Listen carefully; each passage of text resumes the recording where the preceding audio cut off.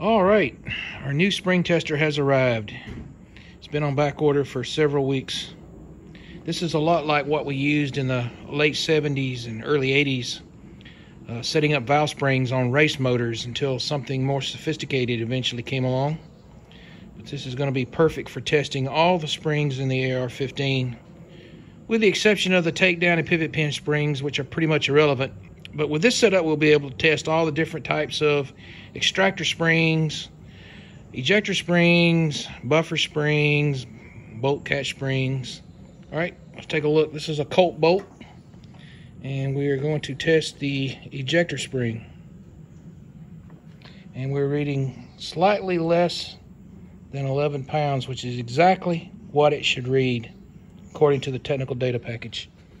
All right, once we have this setup done, we're going to be testing a lot of different springs and making videos and see how these springs compare.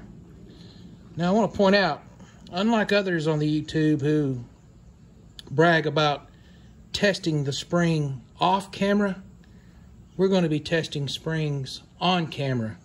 So you can see how to do it and you can replicate it yourself if that's what you want to do. All right, work in progress. More to come. I got an arbor press coming. I'm going to set up some fixtures for testing these other springs. Stay tuned.